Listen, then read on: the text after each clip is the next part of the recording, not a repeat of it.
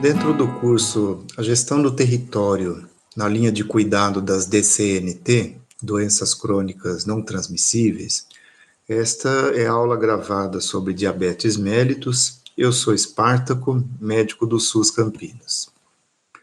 Os documentos de referência que nós utilizamos aqui são basicamente dois. O primeiro é o Manual de Orientação Clínica sobre Diabetes, é uma publicação da Secretaria Estadual de Saúde de São Paulo e está disponível na internet. É um documento necessário para o melhor entendimento e até para o aprofundamento dos temas que nós estamos trazendo aqui. Tudo que eu vou apresentar aqui está relacionado ao objetivo de fazer o controle de diabetes na atenção primária. Então, são os aspectos mais relevantes para essa finalidade específica.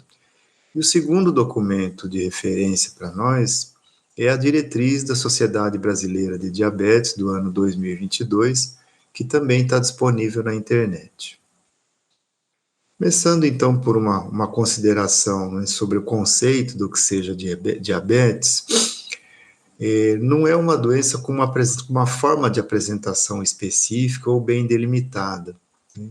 E, na verdade, então, como está na diretriz anterior, né, da Sociedade Brasileira de Diabetes, muito mais do que uma doença em si, o diabetes mellitus engloba uma série de distúrbios metabólicos diferentes, ou seja, situações clínicas diferentes, mas que tem como denominador comum a hiperglicemia. E as consequências do diabetes, as complicações, também decorrem desse fator que é a característica mais predominante, marcante mesmo da doença, né? O diabetes pode, do ponto de vista de impacto populacional, ser considerado uma pandemia. Já em 2015, a Federação Internacional de Diabetes apontava que estávamos caminhando para mais de 500 milhões de pessoas no ano 2020, 2022, no mundo, portadores de diabetes. É um dos problemas de saúde mais importantes da atualidade, porque afeta muitas pessoas, porque gera muita incapacitação e muita morte, né, em caráter prematuro. E também de elevado impacto financeiro. O controle da doença diabetes é oneroso para a economia de todos os países e o tratamento das complicações mais ainda. Então, os esforços dos governos que têm uma preocupação com isso vão no sentido da prevenção e do controle da doença, que é a forma de preservar mais a vida, a qualidade de vida dos pacientes e de seus familiares, né? Lembrando que o diabetes tem uma repercussão social muito grande, para tentar evitar ter que tratar as complicações e as mortes prematuras, que também tem um impacto financeiro importante. Na realidade brasileira, a gente deve estar perto de 12 milhões de pessoas adultas com diabetes, na faixa entre 20 e 79 anos, e estamos aproximadamente em quarto lugar no mundo, ficando atrás da China, Estados Unidos e Índia, em termos de quantidade de diabéticos. Se em algum momento na unidade de atenção primária a gente quiser fazer uma conta muito rápida de quantos diabéticos devem ter no território, né, você pode fazer uma conta de 10% da população e arredondar para menos, né, porque a prevalência é de aproximadamente 9%, 8,7%, conforme está nas diretrizes. Na faixa etária de 60 a 69 anos, se você tiver esse dado e ele é disponível, né, pelo IBGE, pelos setores censitários, você até consegue chegar nele, mas se ele não estiver prontinho, você consegue estimar, e essa é a faixa etária onde a prevalência começa a crescer de forma mais decisiva, e ele pode atingir até algo em torno de 15 a 17,5% de pessoas acima de 60 anos, de forma indistinta tanto para homens quanto para mulheres. Em relação ao cuidado com o diabetes no Brasil, estima-se que só metade das pessoas que têm diabetes saiba que tem. E o primeiro problema, né, o problema começa aí.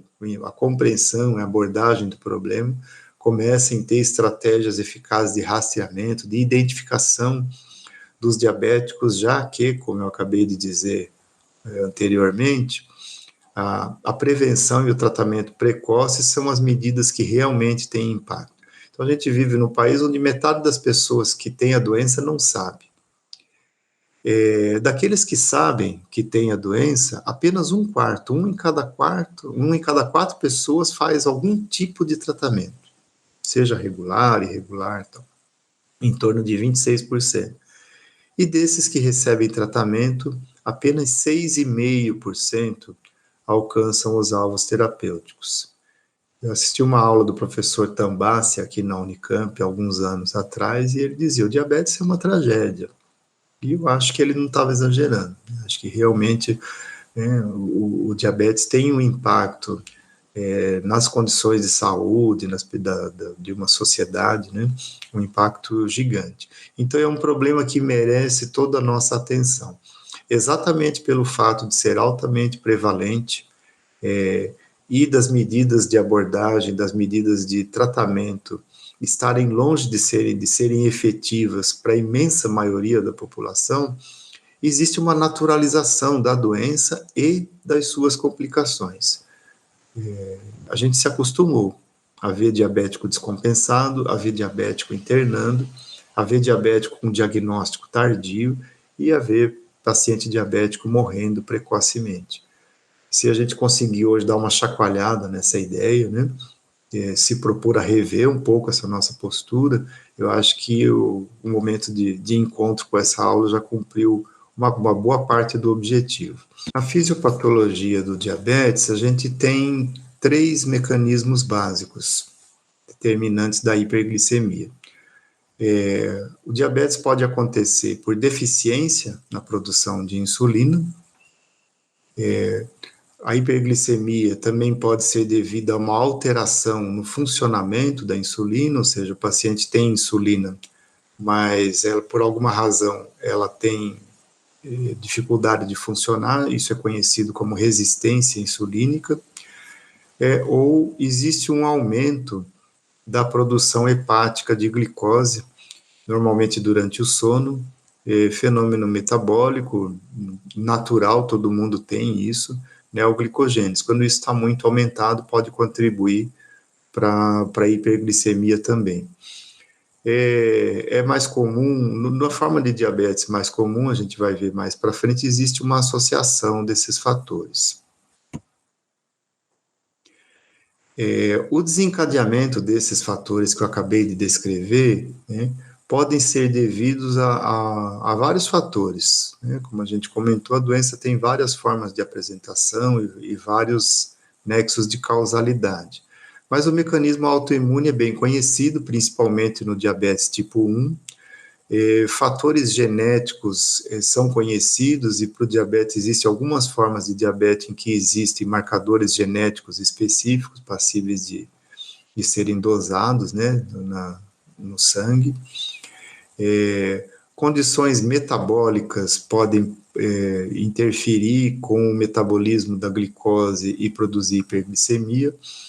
Nos fatores ambientais estão as condições gerais de vida, hábitos de vida, que podem contribuir também para gerar ou para potencializar outros fatores geradores de hiperglicemia. E o diabetes pode também acontecer como consequência de outras doenças ou de outras intercorrências orgânicas. A classificação atual do diabetes é pela etiologia e compreende 4 categorias. O diabetes tipo 1, o diabetes tipo 2, mais prevalente, uma outra categoria que engloba todos os outros tipos específicos de diabetes, ou seja, em que se tem uma causa descrita, e o diabetes gestacional. Eu transcrevi aqui a observação do manual de orientação clínica, enfatizando que atualmente a única classificação aceita para diabetes é essa baseada na etiologia. Não se classifica mais diabetes segundo a forma de tratamento como era antigamente. Então, nós não devemos mais falar em diabetes insulino dependente ou não insulino dependente, ou diabetes juvenil, ou diabetes do adulto. Todas essas nomenclaturas, elas devem ser eliminadas. E existe a condição conhecida como pré-diabetes, ainda um pouco controversa, mas menos. Hoje já é bastante aceito que existem duas condições que em conjunto, né, ou individualmente, são situações que muito provavelmente, principalmente se não forem alvo de controle precoce, vão desencadear diabetes futuramente. E aí a gente tem a glicemia de jejum alterada, mas sem chegar ainda no parâmetro clínico para ser considerada diabetes, ou a gente tem tolerância diminuída à glicose, né? Em que existe um retardo para que a glicemia volte ao normal após a ingestão de glicose pela via oral. O diabetes tipo 1 é a forma mais grave de diabetes, mas felizmente é a menos frequente, ela responde por 5 a 10% dos casos, e é um conhecido processo autoimune que destrói as células beta do pâncreas, que são as responsáveis pela produção de insulina. Portanto, é um diabetes devido à falta de insulina. No diabetes tipo 1, é possível identificar marcadores dessa autoimunidade que gera a destruição das células beta.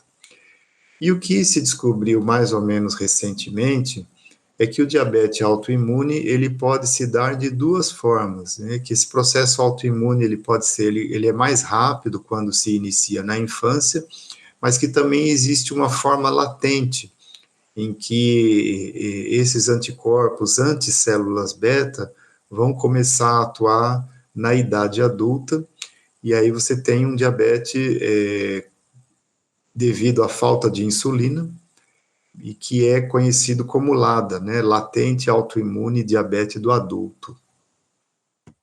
Pré-diabetes, então, são essas duas condições juntas, né? A glicemia de jejum alterada e a tolerância à glicose diminuída.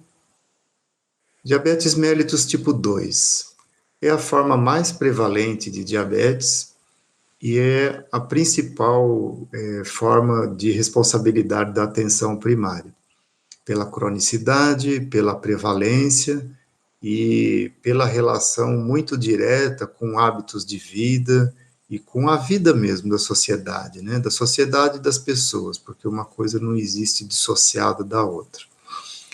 Então, é a forma mais prevalente, como eu já disse, e a fisiopatologia engloba os três mecanismos que a gente descreveu. No diabetes tipo 2, normalmente ele começa com uma deficiência na ação da insulina. Normalmente ele começa numa fase mais adulta, acima dos 40 anos, e gradativamente o paciente vai desenvolvendo resistência à insulina, provavelmente por incapacidade dos receptores. E aos poucos vai também adquirindo uma deficiência na produção de insulina. Isso tudo é muito importante para a gente pensar o tratamento. Então, na hora de pensar em intervenção, é importante reconhecer esse processo da história natural do diabetes tipo 2 para escolher as intervenções mais adequadas para aquele estágio em que o paciente se encontra. Começa com resistência à insulina e vai progressivamente perdendo a capacidade de produzir insulina e também tendo um aumento da produção hepática de glicose. Outros tipos específicos de diabetes mellitus são bem raros, eu vou citar aqui mais para dar a notícia, porque isso não pode ser esquecido, né? Algumas vezes a gente pode se deparar com alguma dessas formas clínicas de diabetes induzidas de outros tipos.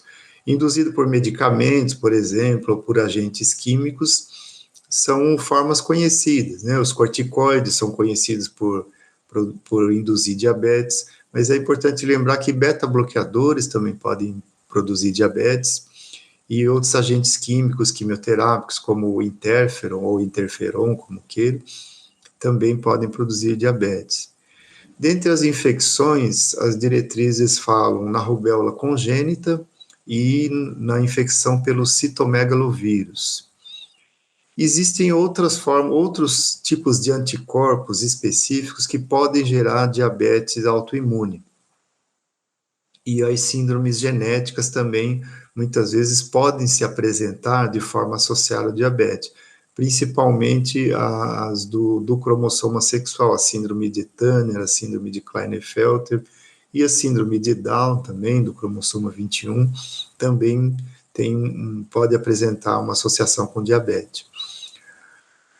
Outras situações são defeitos genéticos, tanto na função das células beta quanto na ação da insulina, doenças que afetem a função exócrina do pâncreas, aqui incluídas as pancreatites, as neoplasias pancreáticas e outras endocrinopatias.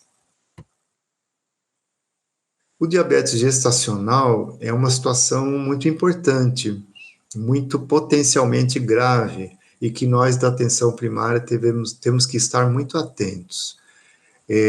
A incidência ainda não é bem conhecida, por isso que a gente, nos estudos que as diretrizes, pelo menos as diretrizes brasileiras citam, dependendo da população estudada, a incidência pode ser de 1 até 14% das gestações, mas de qualquer forma, é uma doença incidente e precisa ser diagnosticada de forma precisa e rápida. Se caracteriza por uma intolerância à glicose que se inicia durante a gestação, esse aspecto conceitual é importante, e o mecanismo fisiopatológico é a resistência à insulina e também uma menor secreção de células beta, né? Uma menor secreção de insulina pelas células beta. Lembrar desde já que toda gestante com diabetes gestacional, depois do parto, num intervalo em torno de 6 semanas, precisam ser reavaliadas para que sejam reclassificadas do ponto de vista do metabolismo glicêmico. Existe uma grande chance, ou uma chance razoável, talvez melhor dizendo, de que o diabetes persista após a gestação, e isso precisa ser reconhecido muito em tempo. O diagnóstico laboratorial de diabetes é simples e o recurso mais fidedigno e acessível é a glicemia de jejum. A glicemia pós-prandial ou teste oral de tolerância à glicose também pode ser utilizado. Algumas vezes os clínicos solicitam isso com uma finalidade de confirmação, mas isso não é protocolarmente necessário, né? Vai depender da margem de dúvida que você possa ter em relação ao diagnóstico. A glicemia de jejum é suficiente. E a hemoglobina glicada, ela não é um teste com valor preditivo alto para diagnóstico de diabetes. Ele é o principal parâmetro de acompanhamento, mas para diagnóstico, o melhor exame é a glicemia de jejum. E algumas diretrizes, inclusive, não validam a hemoglobina glicada como um exame para diagnóstico. Mas a nossa diretriz brasileira considera também. Do ponto de vista de valores, atualmente, o que é validado, né? Então, um objetivo da aula é a gente estabelecer aqui parâmetros clínicos. Glicemia normal, glicemia de jejum, é a glicemia menor do que 100. Se ela atingir o valor de 100 e ficar entre 100 e 126, já é considerado pré-diabetes. É aquela categoria que, junto com a tolerância à glicose diminuída, compõe a situação denominada como pré-diabetes. Então, glicemia normal no jejum menor que 100, entre 100 e 126, condição limítrofe, conhecida como pré-diabetes. Acima de 126 na glicemia de jejum é diagnóstico de diabetes. Aí só tem que conferir se o jejum foi de fato observado, se o teste foi bem feito, enfim, mas só teria essa margem de dúvida. Lembrar aqui que para o diabetes gestacional, esses parâmetros são diferentes, né? A glicemia de jejum igual a 92 já caracteriza diabetes gestacional. Agora, o diagnóstico de diabetes gestacional, ele é para glicemia durante a gestação, entre 92 e 125, tá?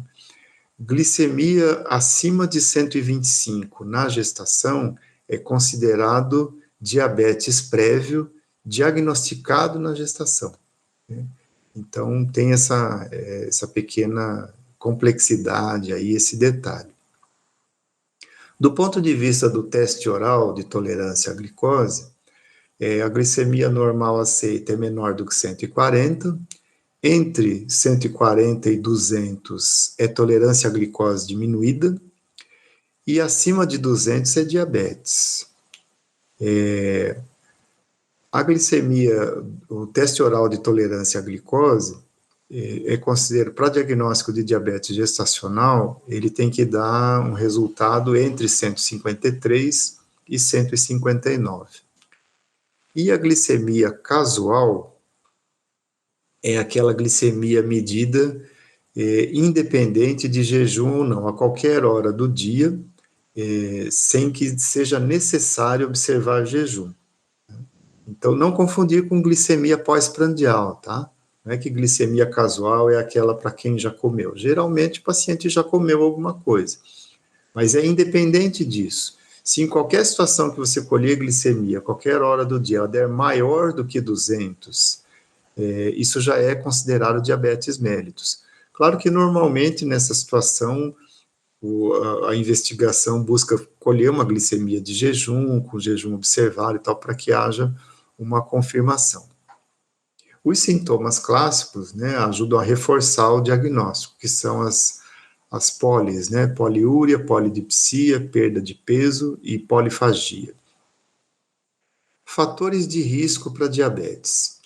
Aqui a gente tem a importância de lembrar os fatores de risco, primeiro para a gente atuar sobre eles preventivamente e depois também durante o acompanhamento do diabetes, e lembrar que esse é um aspecto onde a gente, na maioria das vezes, muitos deles são evitáveis ou são modificáveis, né? E são, portanto, devem ser um foco de atenção importante para a equipe de saúde de atenção primária. Sedentarismo é bem conhecido, inclusive na imprensa leiga fala-se bastante sobre isso, por haver, né, sabidamente, componentes genéticos na gênese do diabetes, parentes de primeiro grau com diabetes, então se a pessoa tem parente de primeiro grau com diabetes, a chance dela ter diabetes é mais alta do que na população em geral, mas também não quer dizer que ela é obrigada a ter. Mulheres que deram à luz a recém-nascido macrossômico ou que tiveram diabetes gestacional, como a gente já falou, precisam ser sempre rastreadas para diabetes. Síndrome de ovário policístico e hipertensão arterial, este último aumentando bastante o risco cardiovascular na associação com diabetes, condição clínica extremamente grave, extremamente merecedora da atenção da equipe de atenção primária, principalmente quando ainda não tem complicação, quando ainda não tem lesão em órgão-alvo. Essa é a hora de atuar. Ainda falando dos fatores de risco para diabetes, tem outros que são mais de caráter do serviço de saúde, né? Doença hepática gordurosa, algumas vezes é um achado de ultrassonografia de abdômen, dependendo da extensão, ela também pode ser considerada um fator de risco para diabetes. HDL baixo, HDL colesterol abaixo de 35, ou triglicerídeo alto, acima de 250, também é fator de risco para diabetes. Paciente que apresente em exame de rotina ou de rastreamento hemoglobina glicada igual ou maior a 5,7%, e as condições conhecidas como pré-diabetes, a glicemia de jejum alterada e a tolerância diminuída à glicose. Outras condições clínicas associadas à resistência insulínica. É sabido que pessoas que apresentam índice de massa corporal acima de 30, né, maior ou igual a 30 kg por metro quadrado, ou que apresente aquelas máculas cutâneas conhecidas como acantose nigras, são sinais de desenvolvimento de resistência à insulina. E um outro fator de risco para diabetes é história de doença cardiovascular prévia, tanto como fator de risco associado como determinante para a doença. Então, diante disso tudo, vamos um pouco ver o nosso dever de casa aqui, né? No serviço de atenção primária, Todo mundo que tem mais de 45 anos tem que fazer exame para diabetes em algum momento. Isso está detalhado lá no Manual de Orientação Clínica, tá? Mas é um critério para rastreamento evidente. Se a pessoa tem mais de 45 anos, alguém tem que perguntar para ela quando foi a última vez que ela fez exame de glicemia. Se não fez, tem que fazer.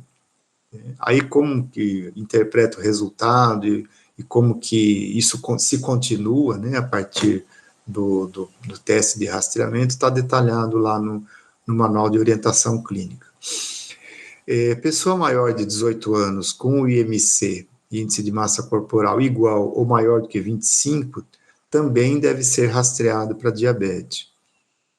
Crianças e adolescentes, né, menor de 18 anos, com sobrepeso e que tenha 2 ou mais fatores de risco, história familiar, sedentarismo, também deve ser rastreado para diabetes. O pré-diabetes, como a gente já falou, e as gestantes. Chegou a hora de falar de tratamento do diabetes. E nesse momento aqui, eu peço licença para que vocês prestem atenção numa dimensão fundamental, é o objetivo da aula. Diabetes é um problema de saúde pública, né? O tratamento do diabetes também. Então, a abordagem unicamente individual, prescritiva, ela tem o resultado que eu falei para vocês no começo, né? Menos de 10% das pessoas atingem os alvos terapêuticos. Não estou com isso colocando a culpa na gente, não, né? Seria uma grande injustiça culpar os profissionais de saúde pela situação do diabetes no Brasil. Mas a gente tem uma possibilidade, uma responsabilidade importante nisso. E para isso a gente precisa, sim, se ainda não estava agindo dessa forma, encarar o tratamento do diabetes como uma tarefa de saúde pública e atuar no território, atuar nos fatores de risco e, principalmente, em equipe, tendo uma programação para lidar com o diabetes no território, né? Programação quer dizer plano de rastreamento, plano de detecção, de controle dos pacientes. Então, ter o cadastramento dos diabéticos, ter o controle dos faltosos ao tratamento e oferecer, né, as medidas de controle de forma acessível para os pacientes. Objetivo do tratamento, né? O objetivo é o controle glicêmico. Então, quando a gente trata alguém com diabetes, quando a gente faz o diagnóstico e vê que aquela hiperglicemia está num nível que precisa ser tratado, ou seja, caracteriza diabetes, o objetivo do tratamento é trazer a glicemia para valores normais, né? Para valores adequados no monitoramento da doença, melhor dizendo. E com o controle glicêmico, a gente inibe a progressão da doença, a gente evita as complicações. E muito importante, né, a gente trabalha a qualidade de vida do paciente. Esse aqui, além de ser um objetivo, é também um recurso de tratamento, porque quanto mais a gente faz vínculo com o paciente, se aproxima da noção dele de qualidade de vida, né, e busca aparelhar esse paciente, empoderar o paciente com possibilidades de ter um controle maior sobre a doença, quando ele vê na equipe de saúde um parceiro, um aliado, a gente tem muito mais chances de êxito no tratamento. Monitoramento do diabetes, né? É considerado compensado o paciente que atinge 110 na glicemia de jejum e até 160 na pós-prandial. A hemoglobina glicada menor do que 7%, ou no caso de idosos, entre 7,5% e 8,5%. Com licença. E o tratamento do diabetes é um tripé. As medidas terapêuticas são alimentação saudável, atividade física e medicamentos, né? Nós vamos falar aqui, basicamente, do controle médico, né, do monitoramento através de exames e estratégias de acompanhamento e do tratamento medicamentoso. As outras medidas terapêuticas são tratadas em outros momentos do curso, né? Então, vamos lá, tratamento farmacológico. A primeira escolha nossa é a metformina. É um medicamento muito eficaz para o controle do diabetes tipo 2. A gente está falando de tratamento farmacológico, aqui é para o diabetes tipo 2, tá? Então, a metformina é muito eficaz, é acessível pelo SUS, né? E é um medicamento validado por diretrizes clínicas. Então, é importante que a gente atente para esse recurso que a gente tem na mão. Então, a ação da metformina, né? Ela reduz a neoglicogênese, que é a produção hepática de glicose, e ela aumenta a captação de glicose periférica, né? Talvez por agir sobre os receptores de insulina ou outros mecanismos. A dose, o intervalo de dose de metformina é bastante elástico, né? A gente tem um intervalo grande aí de manejo da dose. Varia de 400 miligramas até 2.000 miligramas por dia, distribuído em uma ou duas tomadas, conforme a quantidade de medicamento a ser tomado e também conforme a rotina de cada paciente. Ela pode produzir um resultado de diminuição de até 2% na hemoglobina glicada. Então, é um medicamento bastante impactante, bastante eficaz. E os efeitos adversos, na maioria das vezes, são gastrointestinais, flatulência, cólica e diarreia. Quando isso acontece, a orientação é a gente tentar ir titulando a dose, né, diminuir a dose da metformina, fracionar mais, porque isso costuma desaparecer, na maioria das vezes, com a persistência no uso. Mas é nesse sentido que a gente fala do vínculo. É importante que, para isso, o paciente confie na equipe de saúde, que a equipe de saúde tenha capacidade. A gente sabe que é difícil, né? Principalmente pela quantidade de pessoas disponível hoje nas equipes de atenção primária. Mas acolher um paciente diabético em dificuldade com o tratamento é uma prioridade, é importante, né? Não é uma intercorrência menor. Não é porque, mas esse paciente está bem, só porque está com um pouco de flatulência por causa da metformina, já vem aqui perturbar e tal. É por aí que o tratamento começa a fracassar, né? De novo, não estou querendo culpabilizar os serviços, mas a responsabilidade para com esse fator é nossa. Se a gente for discutir o problema sem falar disso, nós estaríamos fugindo, né, das raízes do problema, da possibilidade de tratar a diabetes no território. Então, lidar com os efeitos adversos é importante, e a metformina tem como contraindicação gestação e doença renal crônica. Na doença renal crônica é um dos critérios para a gente, às vezes, acionar a retaguarda especializada e, às vezes, fazer uma adequação na dose, não é uma contraindicação absoluta. O segundo grupo de medicamentos para tratamento do diabetes tipo 2 é o grupo das sulfonilureias, que também são disponíveis no SUS. Eu destaquei aqui essas duas drogas, que são a glibenclamida e a glicazida. Existem outros, mas essas duas são as disponíveis no SUS. As sulfonilureias estimulam a secreção de insulina, então vão atuar melhor quanto mais estiver preservada a capacidade do paciente de produzir insulina. E ela pode produzir também uma diminuição de até 2% na hemoglobina glicada. É um medicamento eficaz. As doses são distintas, né? Para a glibenclamida é até 20 miligramas por dia e para a gliclazida até 320. E a questão em relação à sulfonilureia é que a gente tem que estar atento para a possibilidade de hipoglicemia. Eu esqueci de falar que para a metformina uma vantagem terapêutica grande é que a possibilidade de hipoglicemia praticamente não existe com metformina, é muito difícil.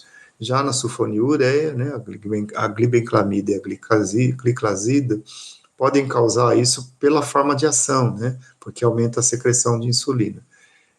Elas também podem proporcionar eventual ganho de peso, e se o paciente estiver fazendo hipoglicemia com uma certa frequência, ou principalmente se isso for mais intenso, existe o risco de evento cardiovascular, e aí associado ao tratamento.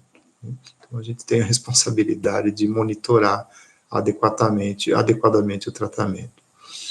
Contraindicações das sulfonilureias: diabetes tipo 1, gestação e as insuficiências, tanto renal quanto hepática.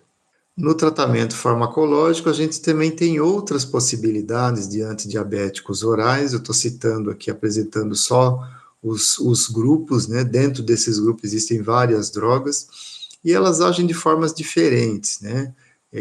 De formas diferentes. Elas podem agir inibindo a absorção de carboidratos, elas podem agir inibindo a reabsorção da glicose nos rins, e elas também podem agir aumentando o efeito da insulina ou estimulando a produção de insulina. E para cada uma, quem for optar por alguma droga de algum desses grupos teria que olhar em detalhe quais são as características desse grupo de droga e principalmente a, a disponibilidade, a acessibilidade por parte do paciente. A insulina, né? A primeira coisa que a gente tem que lembrar sobre a insulina é que ela nunca deve ser apresentada para o paciente como uma forma de aumentar a carga de culpa dele em relação à doença.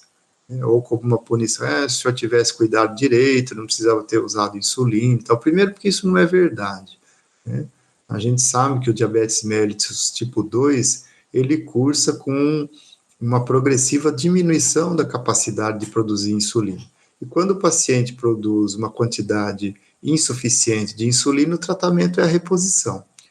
Então, as diretrizes falam na ideia de tratamento oportuno, ou seja, ele pode ser instituído desde o início do tratamento ou durante o segmento.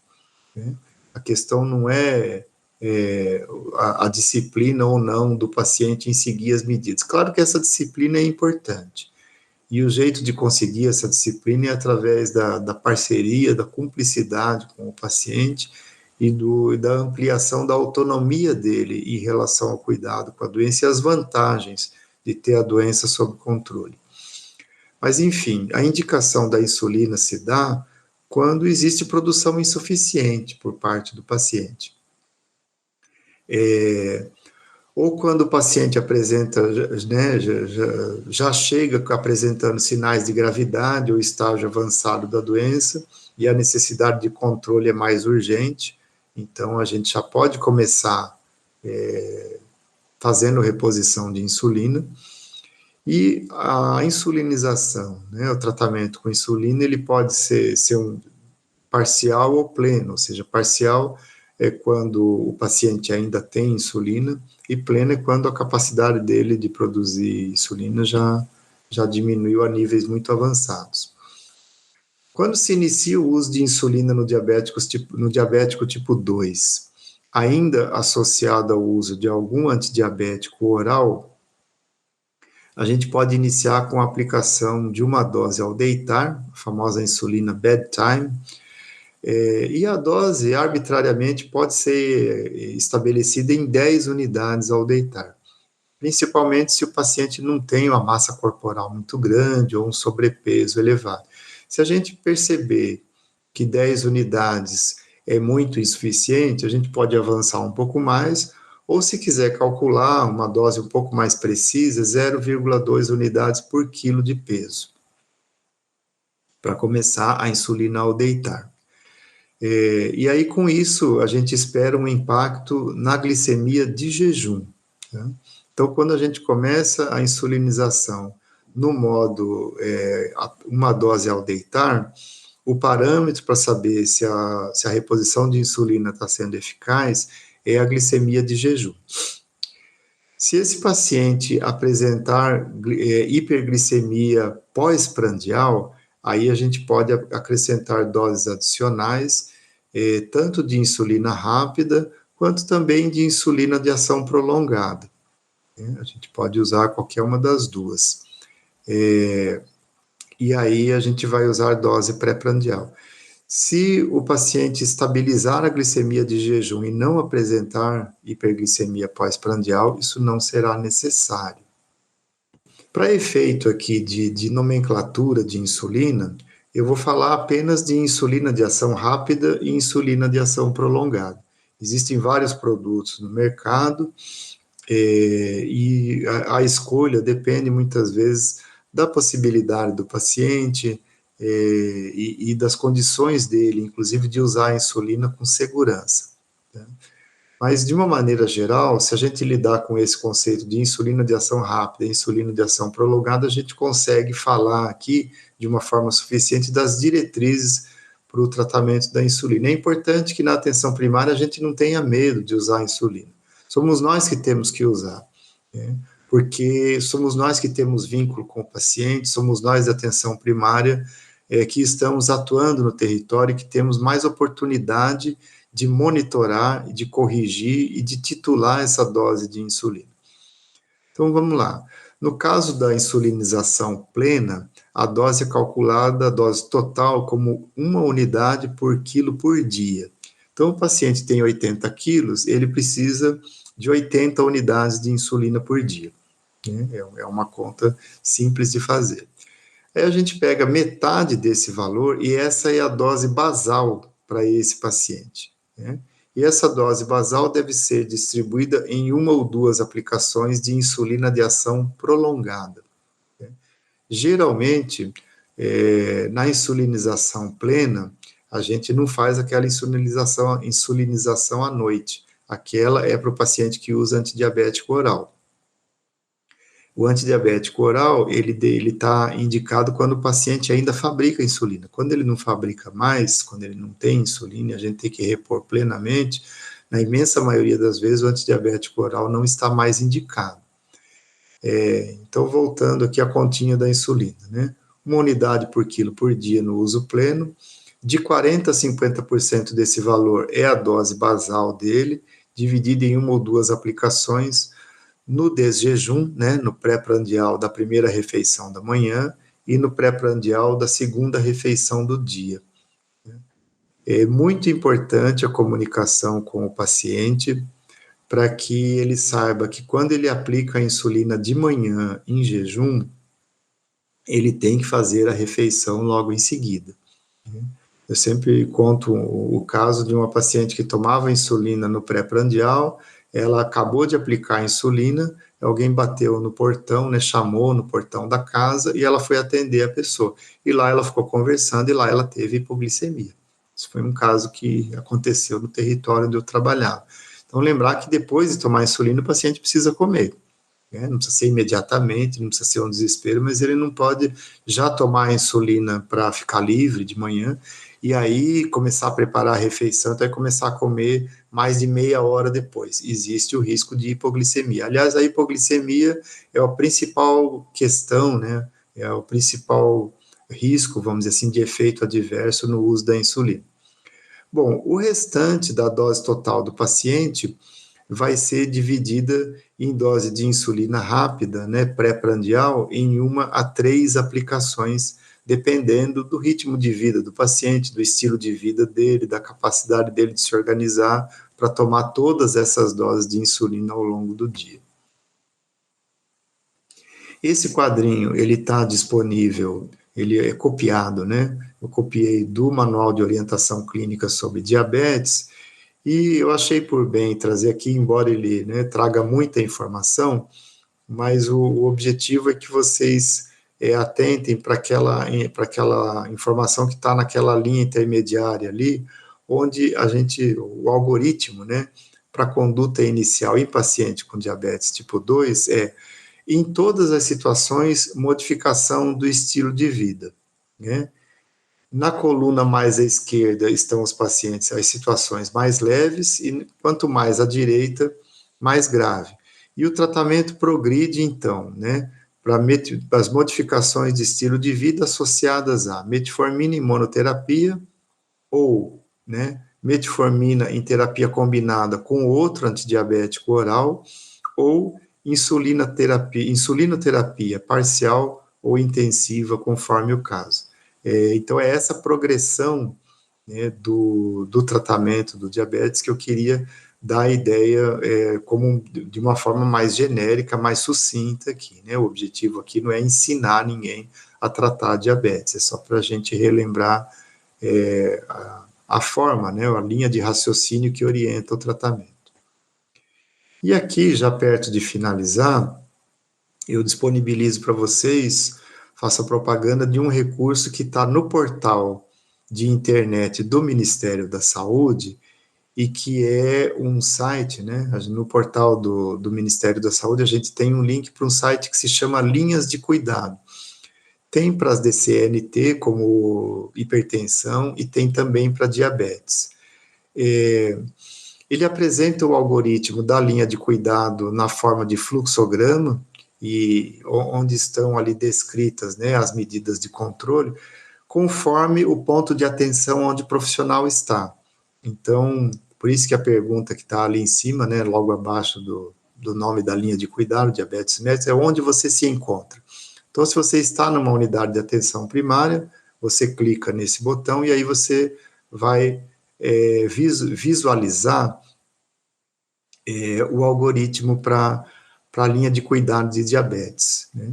Dentro do algoritmo, é claro que eu não vou detalhar ele aqui, tudo que está chamado de planejamento terapêutico são as medidas a serem aplicadas àquela situação identificada. Então, ele tem um caminho diagnóstico, em que, por exemplo, o clínico identifica, estou diante de um diabetes mellitus tipo 2, já cronificado. Conduta diante disso, planejamento terapêutico. Aí, se a gente clica no planejamento terapêutico, aparecem, né, as medidas pensadas para essa situação.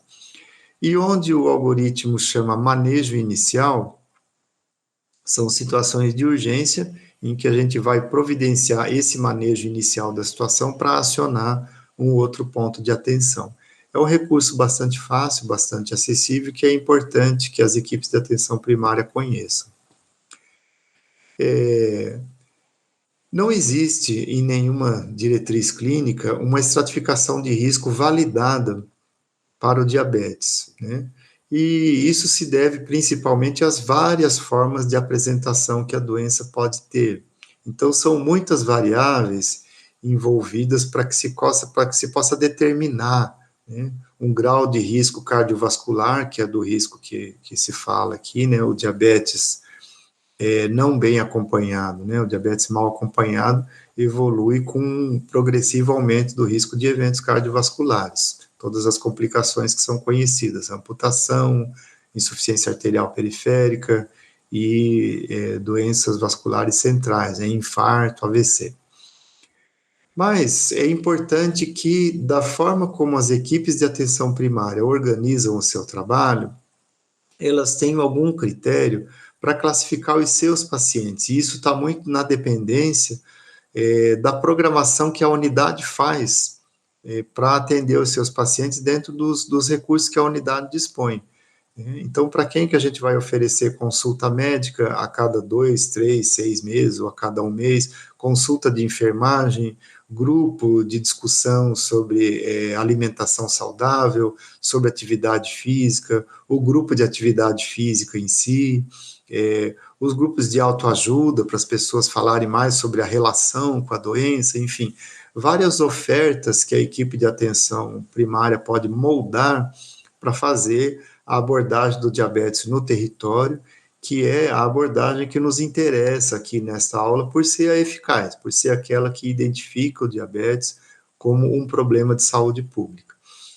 Então, tem pacientes que têm uma chance maior de ter problema, né, num espaço de tempo menor. E aí a gente pode considerar, para que a equipe possa classificar, né, estratificar os seus pacientes do ponto de vista de risco, aqui está uma oferta de alguns fatores a serem considerados para isso. Tá? O primeiro deles é o alvo terapêutico, né, e a resposta ao tratamento. Então, os pacientes que não estão respondendo adequadamente, que não conseguem atingir a meta de uma hemoglobina glicada menor do que 7,5%, são pacientes que estão numa situação de risco maior, né? Se, junto com isso, o paciente apresenta outros fatores de risco, né, sobrepeso, tabagismo, sedentarismo, hipertensão arterial, a hipertensão arterial, na verdade, está embaixo, né, que é comorbidade. Mas se ele apresenta outros fatores de risco para diabetes, que agravam o prognóstico, então o risco dele aumenta.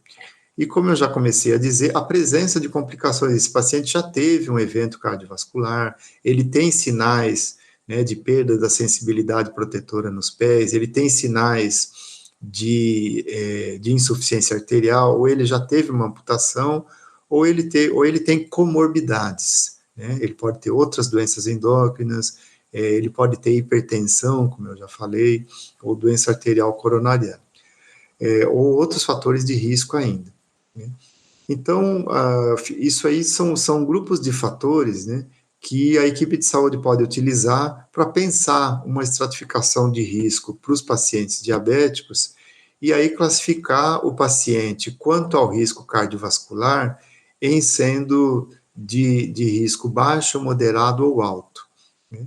Quanto mais alto o risco, mais intensivas e mais decisivas têm que ser as intervenções. E, claro, o contrário, né? Quanto mais controlado o paciente, menor a necessidade da gente intervir com mais frequência sobre ele. Aqui, eu não quis falar exatamente sobre quando encaminhar para a especialidade, porque isso também depende muito da realidade de cada equipe de saúde, né?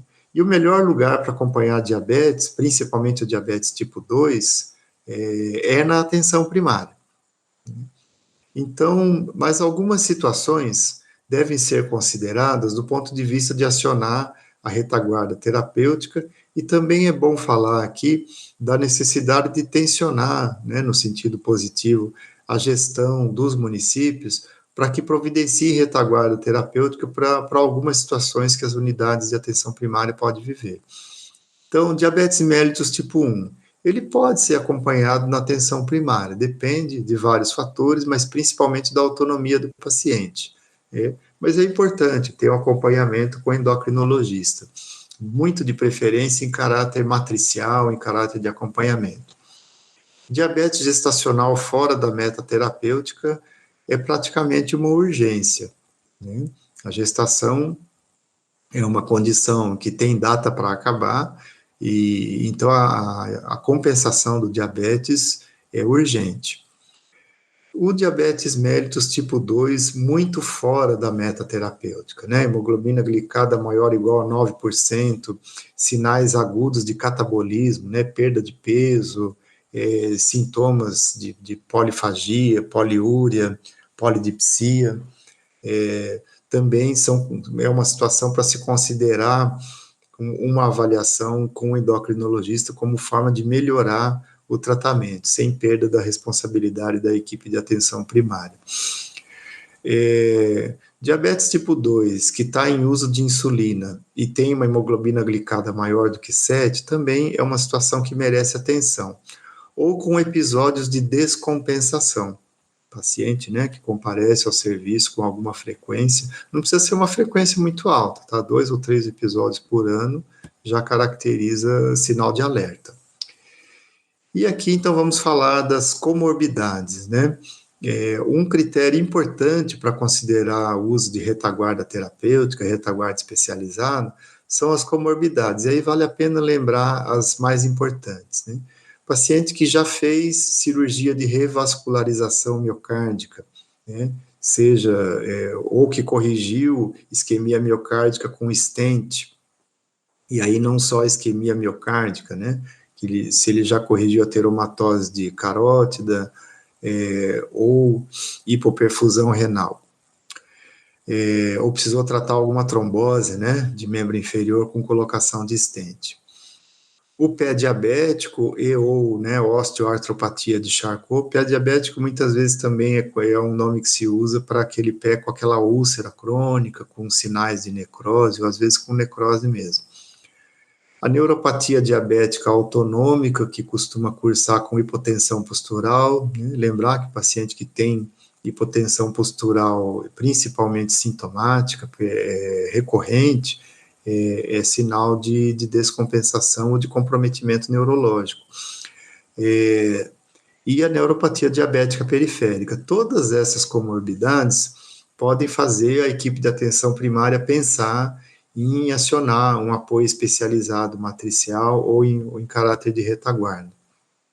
Ainda nas comorbidades, a gente tem a doença arterial periférica, que eu já falei, paciente que apresenta uma taxa de filtração glomerular menor do que 30, e a retinopatia, para quando a gente tem retaguarda terapêutica em oftalmologia.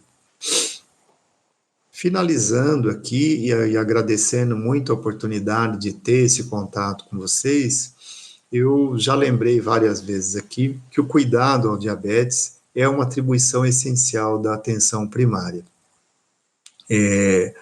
Falei também sobre o risco da gente naturalizar a doença e suas complicações.